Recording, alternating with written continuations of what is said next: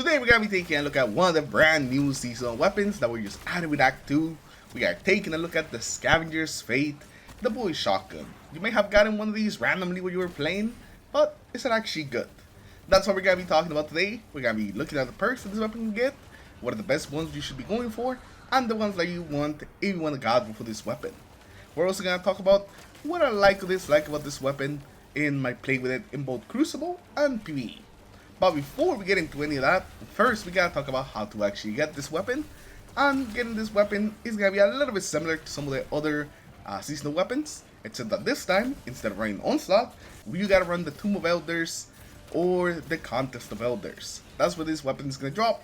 It can just drop randomly while you're doing this activity, and eventually you'll be able to unlock the tonic that also lets you get some more of these shotguns.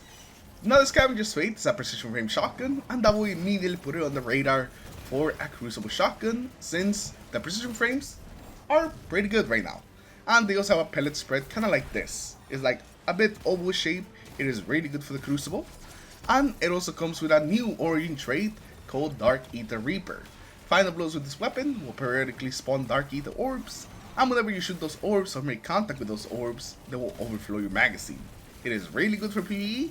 It's not really gonna do anything for Crucible though. And this weapon's gonna have some pretty interesting perks for Crucible and PvE. I feel like the perks lean a little bit more towards the Crucible, but there's definitely some good PvE perks that you can use on this weapon. So let's not waste any more time, let's get into them. And we're gonna go through all of them, a quick little preview on like what you can get in each slot, and then afterwards I'll just talk about the best ones and the ones that you should be looking for each mode. After we go over the perks, we'll go over some god rolls in case that's what you guys are looking for. So let's not waste any more time, let's get into it, and let's start with the first perk. So these are going to be the options for the very first trait. We have Lone Wolf, Feeding Frenzy, Repulsor Brace, Discord, Perpetual Motion, Side Shot, and lastly Dual Loader. And I think that we're going to start this time off with the Crucible perks, the best one for the Crucible. And your best bet for the Crucible here is going to be either Side Shot or Lone Wolf. Side Shot I think is going to improve your consistency with the weapon, so you want to make sure that you get that one shot kill. I think Side Shot's going to be the one that you want to go for. It's going to improve your range and the stability whenever you slide, as well as reload your magazine. So you're really going to be putting everything on that first shot so you can successfully like one shot kill them. Now I think Lone Wolves can definitely have some potential as well, especially with all the different stats that it gives you. It gives you airborne effectiveness, inbound sight speed, some aim assist. So overall, it's just gonna make your weapon feel better, and this thing is always gonna be on. Whether you're by yourself or with teammates, you're always gonna be having a couple more of those stats. Use that whenever you're by yourself, you get them even more. Now for PvE, you have a couple more choices, but I think the best ones are gonna be Repulsor Brace, Discord, and also Dual Loader. Now Dual Loader I think is gonna be the one that you wanna go for if you want something to help you reload faster. Each time you reload 2 shots instead of 1. So you can fully reload your magazine just much quicker, and doesn't really require anything. So it essentially just kind of doubles your reload speed for free. Now Discord is one that I really love in PvE. It's a little bit more niche, but it can potentially give you some crazy amounts of free ammo if you use like constantly killing targets. Whenever you get some kills with the other weapons, it will activate Discord on this weapon. That's when you switch to this, and then you start going to town on everything. Every time that you get a kill while Discord is active, you're gonna get 1 ammo back for free. So it really makes your ammo last just much longer, since you're going to be getting a ton of free ammo. And the final perk is going to be Repulsor Brace. Whenever we defeat some targets affected by a void debuff, we gain an Overshield. Overshield's got some buffs making them better, meaning that Repulsor Brace also got better because of that. But I would only recommend Repulsor Brace whenever you are running this with a void build that you can easily apply like a lot of void debuffs, or you ended up going with the Repulsor Brace with the Stabilizing Rounds combo. So if you have these Stabilizing Rounds in the other column, then that's when Repulsor Brace will be good. I wouldn't really use Repulsor Brace by itself unless like I had a really good build that's just constantly applying like void debuffs. But if that's not the case, then you definitely want to have some Destabilizing Rounds so you can really take advantage of this perk. Now for the second perk, these are the options that we have. We have Destabilizing Rounds, Closing Time, Desperate Measures, Harmony, Whirlpool, Surrounded, and then lastly Frenzy. And this time I think we're going to be starting off with the PvE perks first. And the best ones that you're looking for in this slot are gonna be these stabilizing rounds, Vorpal, and also Surrounded. So Surrounded's gonna give you a big damage boost, a 40% damage boost, used for being surrounded by some enemies, and since we have a shotgun, that is most of the time gonna be the case. So with this weapon, I think that you can really get the most out of Surrounded, and just always have that 40% damage increase. So this is gonna be fantastic, and it's really gonna help you pretty much kill everything in one shot. Everything that's a small enemy, at least, in one shot. Some of the bigger enemies may take a few, but you're still going to be doing that extra damage, meaning that they're still going to be going down faster than they usually do. Vorpal's going to be another good one. It gives you extra damage against mini bosses, vehicles, and bosses.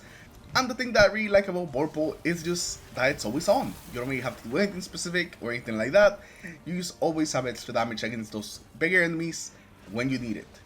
And that's why I really like Vorpal. It is not a huge damage boost, like I said, it's only 15% extra damage, but it can definitely make a difference between an enemy dying or surviving. So I definitely like the consistency of Vorpal and just always knowing that I'm going to have extra damage if I need to deal with some of the bigger enemies. And lastly, we have these stabilizing rounds. This will give you a weapon a little bit more ad clear, since you're going to be making things volatile. But where you really want to run with this is going to be Repulsor Brace. You know, the Repulsor Brace, these stabilizing rounds combo is like so iconic on Void weapons for a reason. It just makes both of those perks just so much better than they are like by themselves on their own. So yeah, if you're going the stabilizing rounds for that extra ad clear, you definitely want to go Repulsor Brace so you can constantly get those overshields.